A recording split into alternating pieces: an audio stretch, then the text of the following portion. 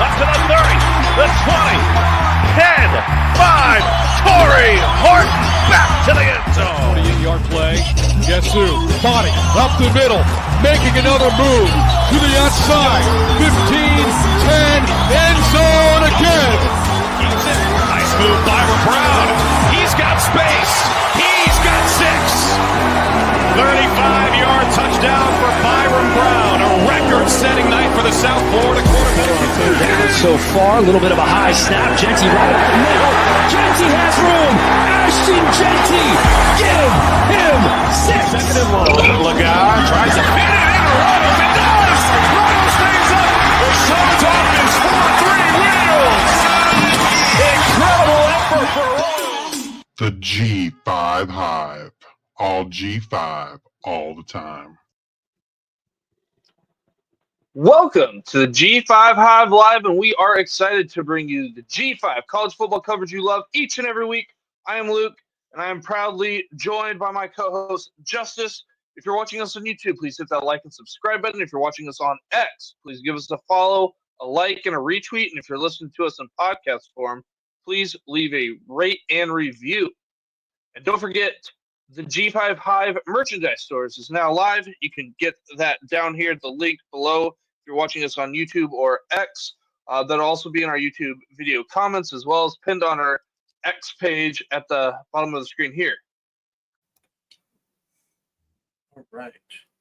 Now let's get into our G5 versus P4 matchups. Thank you, SEC, for scheduling your cupcakes this late.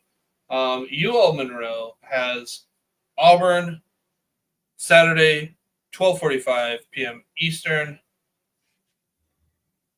Auburn's offense isn't great, but their defense is pretty good. I expect them to pull this one out against UL Monroe. Auburn's favored by 24. But we saw last year, right? New Mexico State and Diego Pavia come in and beat Auburn, and so I don't know. Maybe it's a tall order, but maybe UL Monroe can score the upset. I'm with you. I don't count on it happening. But if you tell me I got to pick one of these two games for the upset, that would be the one I pick. Auburn's not great. ULM, I think, is much better than New Mexico State. And so, I think if ULM plays like they did in the beginning of the year, they can give themselves an opportunity, a chance to win this game. I mean, Auburn couldn't get away from Diego Pavia going over to Vanderbilt. They've seen enough of that guy after last year. And he's 3-0 against Hugh Freeze. Then we've got New Mexico State at Texas A&M. Saturday, 7:45 p.m. Eastern. Good luck. I mean, Texas A&M has some good athletes. Maybe not the season they're hoping. That's going to be a rough game. I don't look for New Mexico State to have much of a shot. Texas A&M's favored by 39. And New Mexico State kind of been running the ball quite a bit. I don't think they'll be able to run the ball very much against Texas A&M. Yeah, the Texas A&M defense is pretty good. All right. Well, let's move over to our Saturday feature G5 versus G5 matchups. We've got Tulane at Navy, Saturday, 12 p.m. Eastern. Who you got in this one? I like Tulane. Navy hasn't looked great. They lost to Rice, but yeah, I think in Tulane it looks like one of the better teams in the American. They play great offense. They have Darian Mensah, super accurate. Mekhi Hughes run the ball. The defense plays well as a unit, and I think Tulane is going to win and make it to the American championship game to face off against Army. Although it'd be really cool, I guess, to kind of have to see Army and Navy play each other twice, once in the conference championship and then once again in the Army-Navy game. But I think Tulane's gonna put an end to that this week with a W. Like I mentioned earlier, Navy 5-1 the American, Tulane 6-0. So this will be a big game. Tulane's favored by 6.5 points on the road. Over under of 54.5. I like Tulane in this one, but I'm trying to remember what's the stipulation with the Navy Army game. Is it just you can't make a bowl if you're not at 6 wins? By that, is Before that the that only game, thing? yes, yeah, So, like, I can't. that game doesn't count for anything. The Army Navy game doesn't count for bowl eligibility. It doesn't count towards the conference. It does. Okay. It doesn't count towards anything. You know, and so yes, they have to have both teams have to have 6 wins before the Army Navy game. So let's just say hypothetically, Army beats Notre Dame.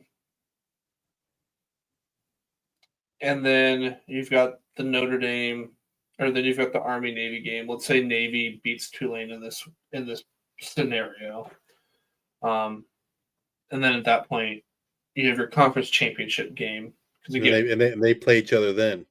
So then you've got the conference championship game, Army versus Navy, and let's just say Navy beats Army, and that's bad because. Should this just brings out this just hypothetical? Like, I don't really care that it's G5 and then like a P4 theoretical. Like, do you want to make the conference championship game if you're going to be like punished for losing in the like, and then it's just magnified there for the for the G5 you got to like that argument doesn't hold water. For the P4, I guess you could. I think it's a different argument, but for the G5, you've pretty much got to go undefeated and win your conference. So not making a G5 conference championship game is not good for a G5. So yeah, but then it's like getting there and then like I don't know. It just seems weird. But the, like the interesting thing, if like my scenario plays out where both Boise State and Army went out the rest of the way through the championship games, then the quote playoffs are selected right after championship games. So in theory, let's just say Army and Boise both get ranked higher than the Big 12. They both get a bye. But then Army plays Navy in the Army Navy game and loses. Well, they can't undo it at that point, right? Because it's already been decided. But can you imagine, like the man, like that'd be kind of crazy if that were to happen. But again, the big hurdle to that is Army has to beat Notre Dame next week. So we'll see. All right, next one: Coastal Carolina at Marshall, Saturday, 1 p.m. Eastern. Marshall 4-1 in the Sun Belt. Coastal Carolina 2-3 in the Sun Belt. Marshall 8.5-point favorites. Over under 56.5. Marshall's been clicking lately. Coastal's been able to put up some points, but the defense has been porous. Give me Marshall this one. I honestly don't know about the 8.5. I don't like the spread at 8.5, but I do like Marshall. Yeah, the Coastal Carolina's been very much a Jekyll and Hyde, right? They played good, and then they had where they played really, really bad. They looked better, last week. I don't feel like Marshall has looked pretty really great in any game, but they've found a way to win. They did blow a 20-point lead late in the game against Georgia Southern, but Marshall certainly found a way to win. But I mean, I expect Marshall to win, but I wouldn't be shocked if Coastal wins. All right, James Madison at ODU. Justice, you'll be at this one, I assume, right? I will. It's a home game for ODU. It's a 4 p.m. start, and the game is on ESPNU. So if you haven't had a chance to watch ODU or JMU, it's on ESPNU. This is a huge game for both teams. Like the loser of this game, pretty much is out of it in terms of winning the Sun Belt East. And ODU really needs to win the game for bowl eligibility. They've got to win 2 of their last 3 JMU's already bowl eligible, so this is a pretty big game in the Sun Belt for sure. And I'm hopeful that ODU can beat JMU. We've lost, I think, the last two to them. When we started football way back when, and we joined the CAA, we were undefeated against JMU, and then when JMU moved up to the FBS, we haven't beat them yet. So I'm hoping we can get that win against JMU this weekend and keep our Sun Belt Conference championship game hopes alive. So JMU 7-2 overall, 3-2 in the Sun Belt. Old Dominion 4-5 overall, 3-2 in the Sun Belt. JMU favored by 4 points, over under 52.5. The interesting thing is, I think when it first opened up, it was ODU favored by 5. Oh,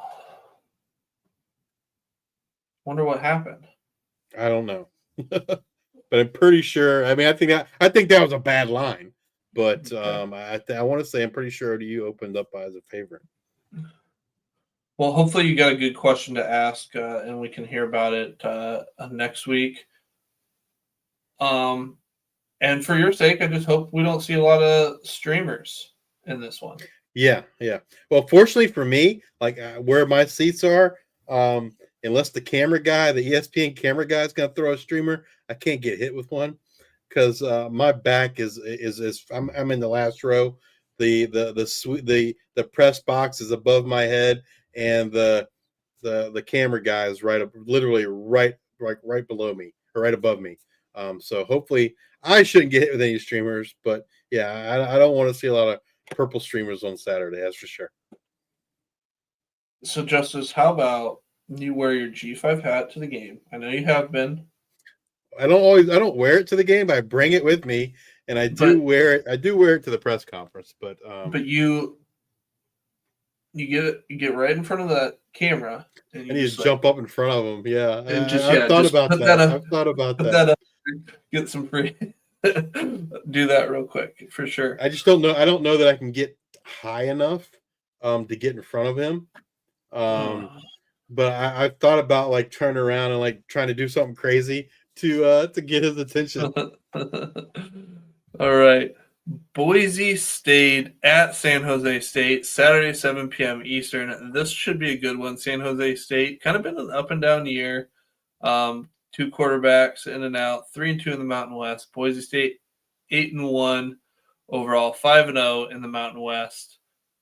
Boise State favored on the road by 13.5, a 61.5 over under. I like Boise State in this one, but I think just how Boise State's been playing lately, I feel like they've kind of been playing with their food a little bit. I don't like the 13.5. Like, I feel like San Jose State can keep it closer than that this week. Obviously, got to stop Nick Nash. We talk about, or at least I talk about, how Nick Nash is like the Ashton Genty of the wide receivers. You've got Ashton Genty on one side, you've got Nick Nash on the other one. This will be a fun one. Yeah, should be a good game. Definitely one to watch on Saturday. All right, South Alabama at Louisiana, Saturday, 7 p.m. Eastern. Louisiana 5-0 in the Sun Belt. South Alabama 3-2. Louisiana favored by 8.5, 58.5 over under. Give me Louisiana in this one. South Alabama I've been super excited about the offense, but it's just kind of inconsistent this year. They'll have some super quick drives and then some drives like, oh, that's the team that I kind of thought we could see all year. But Louisiana's been solid all year. I like Louisiana in this one. Yeah, I think a lot's going to depend on Gio Lopez. I mean, they had the bye week, so you hope that he is healthy and able to come back. That's right. He had his concussion. I was just looking now to see if there is any kind of updates. I don't see anything right now. But yeah, I think that's going to be a key to this game. Gio Lopez is going to need to come back for South Alabama to really have a shot to beat Louisiana. And I don't know it's a great shot even with Gio, but I definitely think they need him in order to have that chance to beat Louisiana. All right. And then our last Saturday to feature G5 versus G5 matchup, Washington State at New Mexico, Saturday, 9:30 p.m. Eastern, 4-6 New Mexico, 8-1, number 21, Washington State. Washington State favored by 13, over under 72.5. They expect some fireworks. Watch this would be the Mateer versus Dampier show.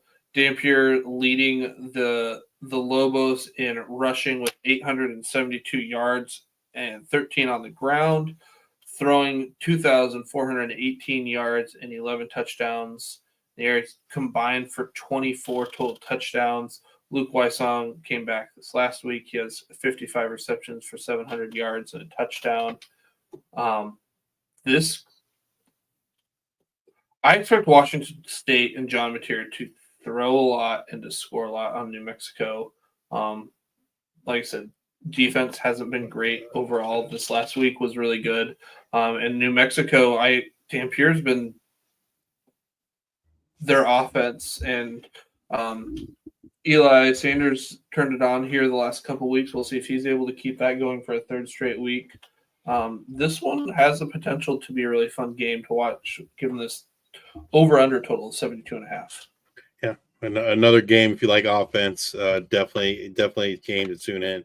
I don't know there'll be a ton of defense in this game, but yeah, another chance. A great chance, like you said, see two great quarterbacks in John Mateer and Devin Dampier. That's going to do it for us. Come back and join us next week as we discuss what happened in Week 12, as well as look forward to Week 13. We give you our waiver wire guys to look for to help you out in Week 13 of the 2024 season. As always, we bring you the up-to-date on the latest news and happenings in the world of G5 college football. Again, if you're watching us on YouTube, please hit that like and subscribe button. If you're watching us on X, please give us a retweet, a like, and a follow. And if you're listening to us on Apple Podcasts or Spotify, please subscribe and leave those 5-star ratings and reviews. Thank you all for your support. And until the next time, we are the G5 Hive.